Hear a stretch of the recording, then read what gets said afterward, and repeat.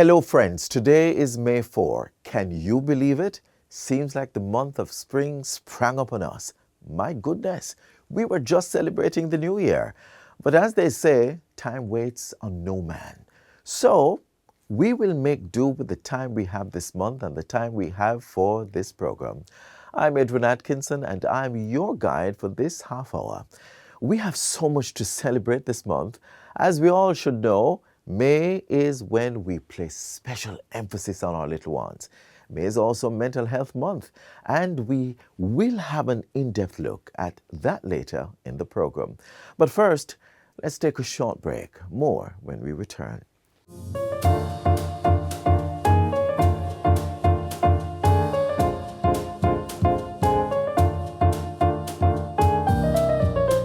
Are you an entertainer looking to refine your skills? This is the T for you. The Tourism Entertainment Academy is now open and is looking for people like you. The Tourism Entertainment Academy is no longer a concept.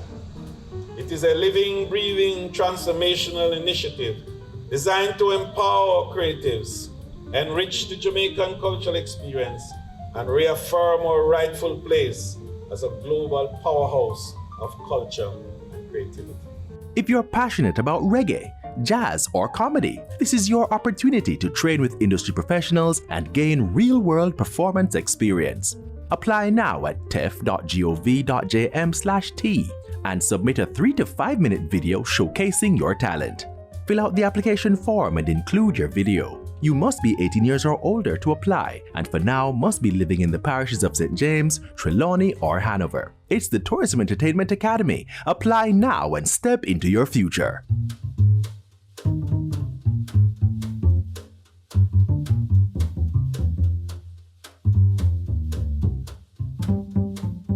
The fight to protect our children continues. Act now. Stand against abuse and exploitation is the theme for this year's Child Month observation. And we encourage you to act now by listening to the upcoming program to learn how you may play a role in protecting our future.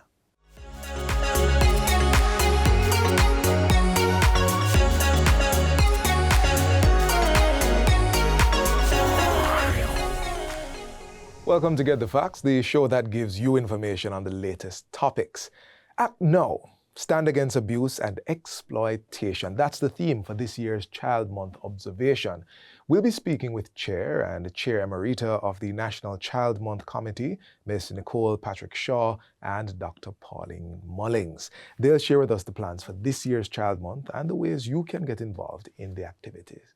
Welcome to the program, ladies. Thank you for having us. All right, so before we get any further, we like starting with the definitions. Dr. Mullings, I'd give you this one. Now, the theme for the year, we mentioned it in the intro, but even before talking about the theme, the National Child Month Committee, what's its mission?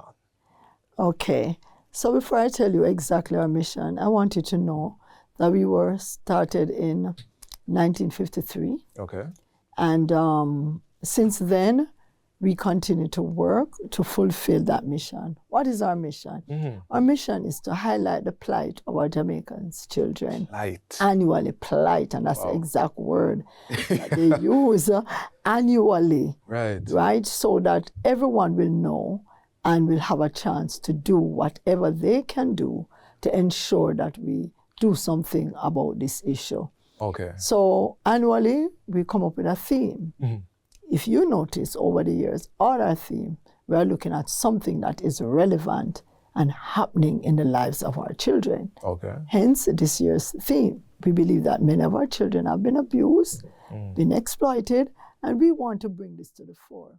We want everyone to be aware, and we want to see what everyone can do to stem this issue. So basically, that's our mission. That's your mission? Yes, it is. Every year. And every year during May. In the month of May is when we focus, however, the National Child Month Committee, because we believe that our children are so important, we have all year round activities. So we start from April. We have been planning about April. Mm-hmm. We have our launch, then come first part of May, we have our church service, and we go all the way down with all our activities. Understood. And we go over into November, June and November. We spread it so that individuals realize, hey, it's not just only about May. It's about every day. It's Our not children, it's special. It's not just an event, but it's a mission. It's a mission. A year-long mission. Lady Shaw, I want to bring you in there. Dr. Mullings mentioned that plight was the right word. Yes. So for this year, when we were thinking about the theme, we had a stakeholder meeting. So the National Child Month Committee is made up of over 30 members, government entities, non-government entities, community-based organizations spanning from child-centered agencies like CPFSA, cultural agencies, GIS.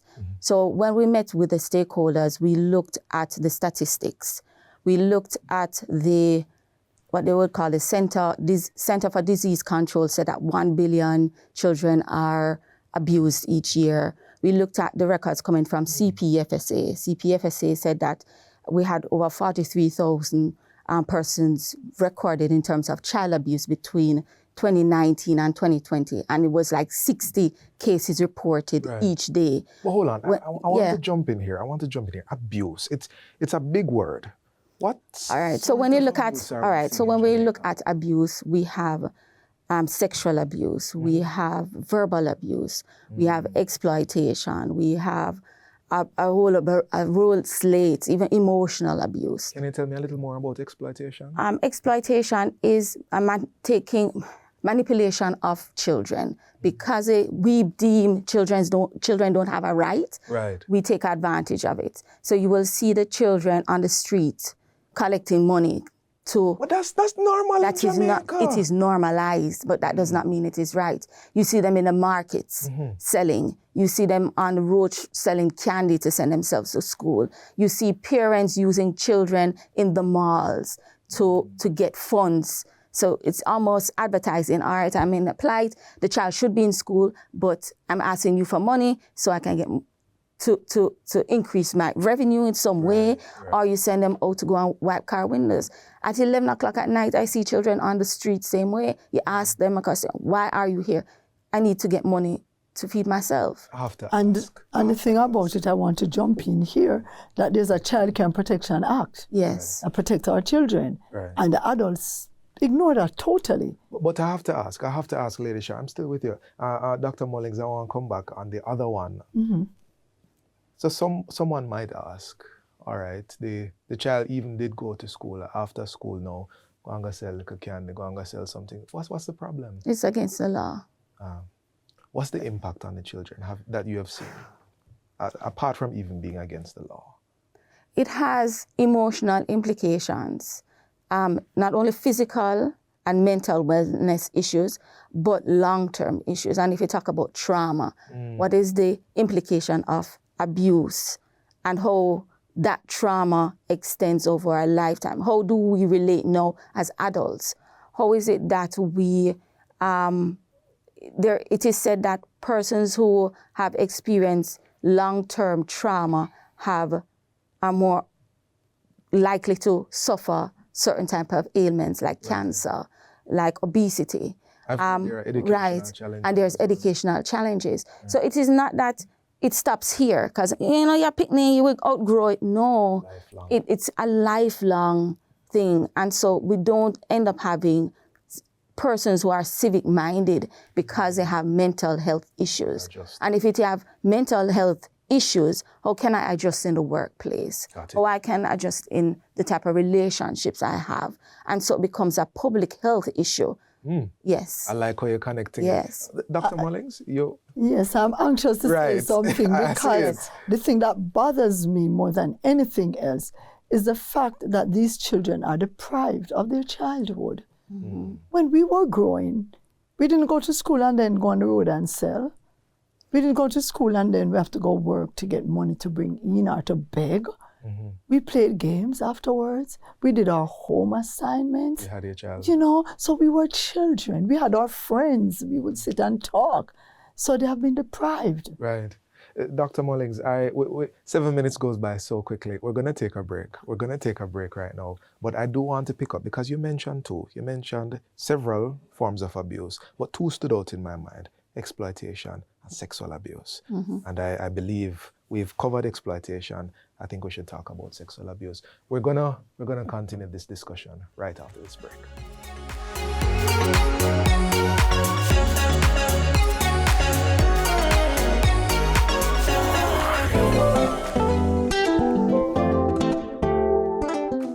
are your problem. Kiara your problem. Hey, whatever the problem is, just let it go. Because stress is not a flex. A quick way to let go the stress is to find someone you can share your concerns with. And if you can't do that, then find other ways to release your stress. Because stress is not a flex.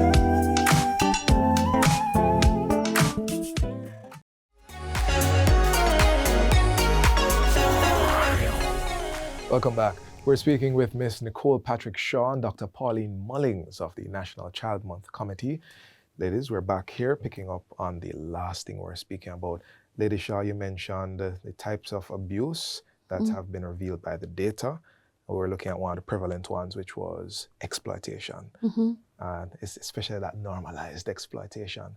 But Dr. Mullings, sexual abuse. Okay, so when we think of sexual abuse, many persons only think of the act of sexual intercourse, but it involves way more than that. Okay. Many of our children these days are influenced by social media, what they see on the tablet. Groomers who go after them on these media. Pop-ups that comes when they are studying math and they get a pop-up that takes them into a pornography site. You know, so all of these things have been happening to our children. To be honest, the world is a sexy world. Everything is sexy. Commercials, everything. Right. Has and to be so and sex, so right. they now have grown up into this. So when they are on their tablets or their phone and they see anything that reveals anything sexual, they are prone to go into it, and this is an abuse of their rights. I am concerned that our children are not being children. It's just so nice to grow up being a child, move into adolescence, move into young adulthood, and continue as God planned. But this is not what is happening, and I'm concerned because a lot of these cases have not been reported. Physical cases I'm not speaking of, because there are parents out there who are embarrassed and they don't want anybody to know that their boyfriend touched up them daughter. But hold on, Dr. Mullings. Sorry, I haven't gotten past the aspect of exposure being sexual abuse. Children lack the context for that sort of sexual knowledge, don't they? They do. And therefore it becomes almost like what you were saying, Lady Shaw. It becomes sort of like mental abuse. Got it. They want it. They really lack it. I really have to ask as well, though. Ordinarily, when we talk about sexual abuse, especially when it comes to children, we think girls. Is this something that boys are... Yes, we have this boys. This is serious now because the boys are involved in it. And this is not just now, you know. Years ago when I taught at a particular high school as a guidance counselor, there was a little boy who was concerned. He came to me after a class. He was in grade 7 years ago. And he was concerned because he was telling me that he can't sleep good at night because of his brother, who is older. And he doesn't want his mother to know because she have high blood pressure, and every day she sound like, "God kill me with high blood pressure." So I was the first person he came to talk about that. Right. So this is not new, but it's covered. It's just like our fathers have been downplayed, the role of our fathers. These things have been downplayed, but there are boys out there and men out there who are sexually exploiting, sexually troubling our children, and it's just so quiet. So the boys are out there, they're exposed to. Boys are exposed to.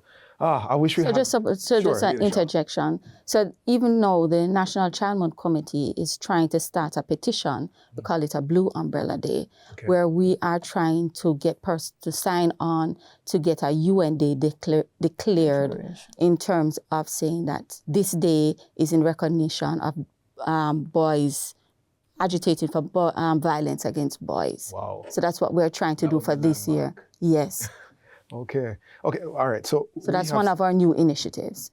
Okay, so we have segued a little bit. I wish we had more time, but we only have so much time. Yes. So this Child Month, under this year's theme, Act Now, Stand Against Abuse and Child Exploitation. What are the plans?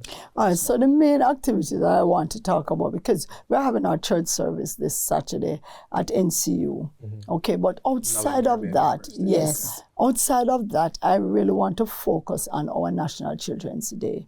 This is an initiative of the National Child Month Committee where we had the Governor General declaring that the third Friday annually in May must be recognized as our National Children's Day. It is a day that we look forward to honor our children and treat them the way we do our mothers and Fathers Day, our teachers and nurses on Teachers and Nurses Day.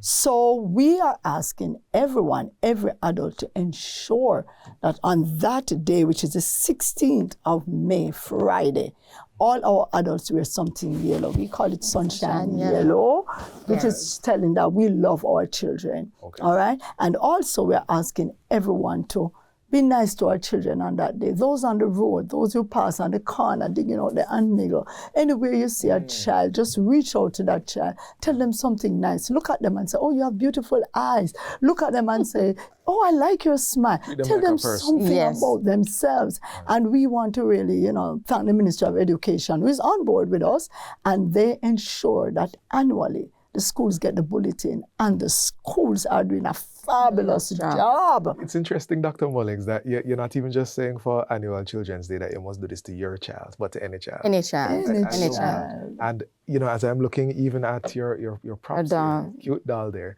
Lady Shaw, I have to ask, long term, based on what we have discussed so far, it seems that societal change of what is normal and what is right needs to happen. So long term. All right. So I think what is guiding us right now, so you had the PIOJ who did a violence against children survey, and it pointed that our approach must be multi-sectoral. So we're looking at government. What can we do at the government level to ensure that our children are protected? Whether it's CPF, SFA, whether it's Office of Children's Advocate.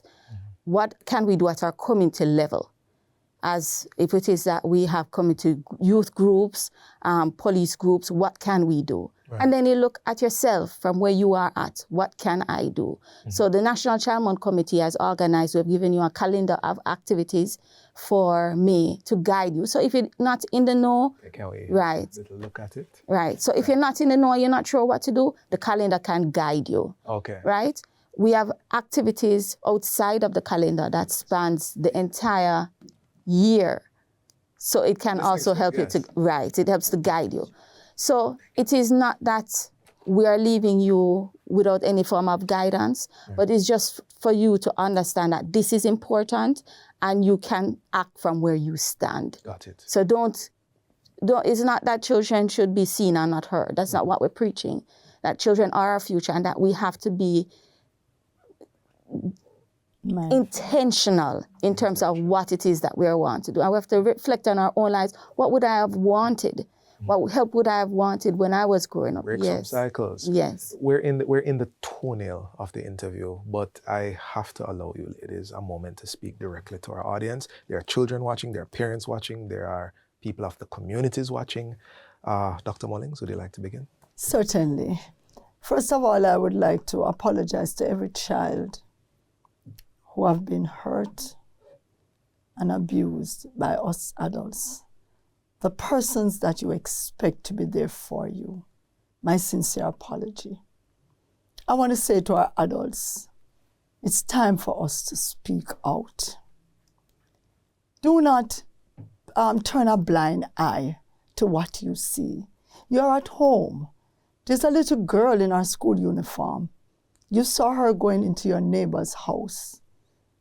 He is a man, and you know exactly that this little girl was taken away from school to participate in actions that is not childlike. Say something. Do something. Too many of our children we have lost. They have lost their dignity, they have lost their integrity because somebody lured them astray. So I really want to ask that we start speaking and let everyone know what's going on. We want our children to know that you are special. You are important. You are valuable. Always see yourself as someone with worth and pride, and make sure that you report if you are uncomfortable about any situation. 211 is a good number. Keep it in your head and be quick to report. Thank you. Thank you, Dr. Mullings. Lady Shaw. Do the right thing. All right. Thank you, ladies, for sharing with us today. It has been our pleasure. Yeah, it Yes. is. Thank you And for having us. I'm looking here at the calendar. I noticed that there are social media handles, NCMCJA, both on X.com, formerly Twitter, and Facebook.com. You all can access the 2025 Child Month calendar for And yourself. grateful for our sponsors, Grace Kennedy, Right? and National, Continental, and all the other sponsors that are coming on. We are grateful. Thank you so much. Thank you so much. And thank you for watching. Thank you for joining us. Until next time, you take care.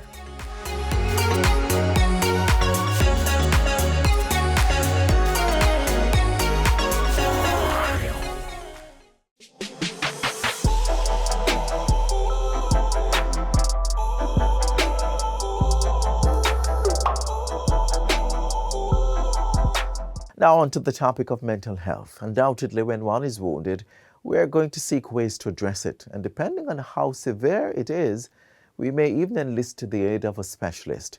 While our mental health is not a physical aspect of our body, it is very much intertwined with it. Still, our mental health is often neglected and passed over for the pressing matters of the day. Until there is a break, a sudden outburst from out of nowhere, family and work life disrupted, and possibly even worse, a life, your life, ending. Mental health is an issue worth talking about, but more so, it is something that we should also take action to safeguard. For this month, we will be sharing with you a 4-part series every Sunday on the topic. Cheryl Garrix-Lloyd was a psychiatric nurse for over 10 years. She now lectures at the University of the West Indies. She's a staunch advocate for mental health, and in today's episode, she explains the difference between mental health and mental illness and where persons may find help. Watch now to learn more.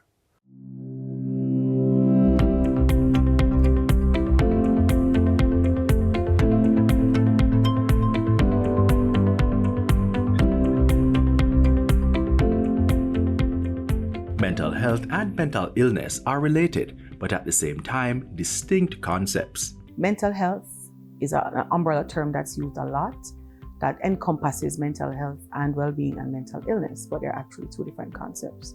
So mental health talks about our feelings, the way we express ourselves, the way we cope with issues and problems, and that's something that we have to work on every day. Mental illness is about syndromes or behavioral symptoms that we notice based on persons changing their behaviors and their thoughts. And it is very important to distinguish between the two. Because every single body has mental health or should be working on their mental health.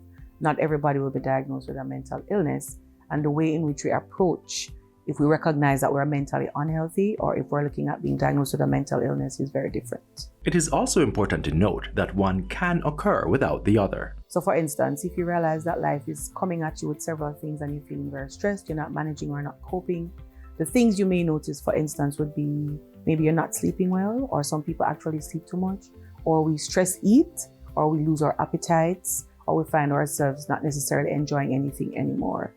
That doesn't mean you have a mental illness. We have several kinds of mental illnesses, and then those have their own presenting symptoms. So you can be mentally unhealthy without a mental illness, and somebody who has a mental illness and is cooperating in their recovery and treatment can be mentally healthy.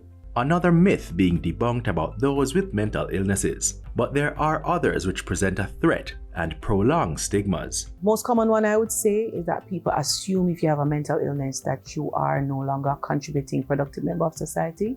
That's not true. The next one would be that there's no way to treat and or cure. That's also not necessarily true. And I would say the last one is, I think people assume if you talk about it, you're going to catch it. That's also not true. These stigmas contribute to people not seeking the necessary help to aid them in living a full life despite their mental state. This is one of the challenges that we have, whether it's mental health or mental illness. People don't necessarily like to go and get help for anything that says mental.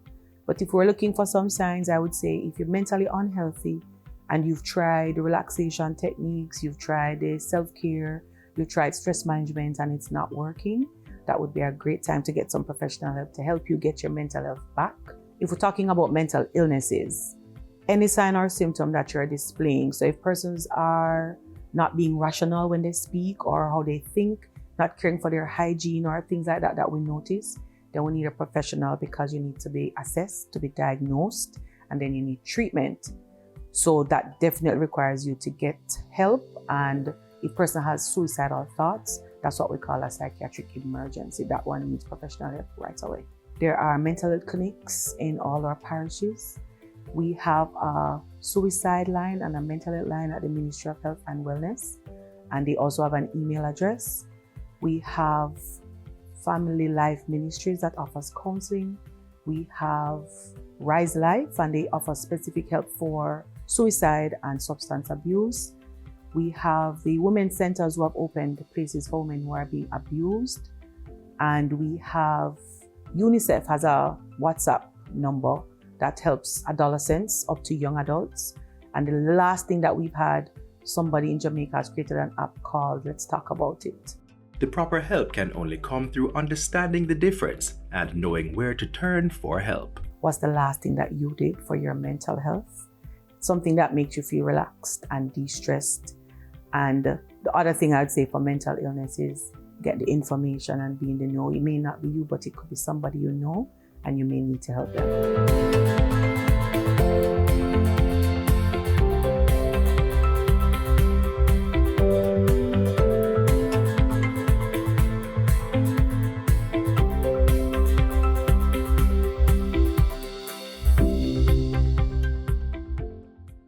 Next on My Mind and Me.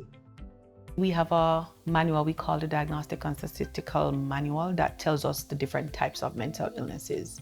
There are many, many. From the top of my head, I'd probably say at least 16 classifications, and under each classification, we have different disorders.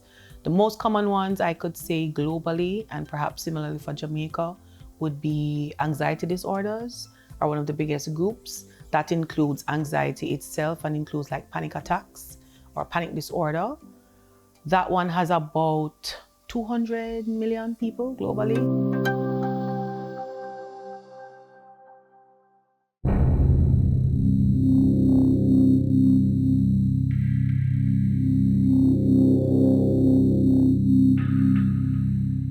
I remember we had a case where the client reported that a particular member of staff at a facility sent information to her community that she's at the facility accessing HIV care. The news got to her community while she was sitting in the waiting area, and when she attempted to deny it, the person who messaged her about it sent her a picture of her sitting on the bench in the waiting area to say, see it there, you can't tell me, say you're not up there. These breaches of confidentiality are barriers to people coming forward. Just imagine the next person from that community who find out that they have HIV and they remember what happened to Mary, they are not going. And then that is why you find people stay away from the well-needed health care, and then sometimes we stay on the sidelines and think they are just evil people who wants to go and spread HIV to everybody else.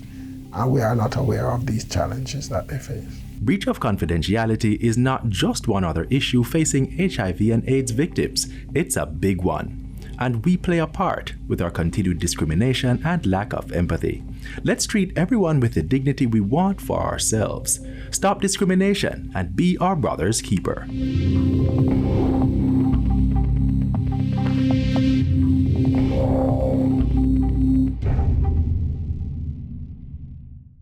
And with that, we've come to the end of today's show. To catch a repeat of this or any other, feel free to log on to our website, grs.gov.jm. Until next time, I'm Adrian Atkinson. Do take care.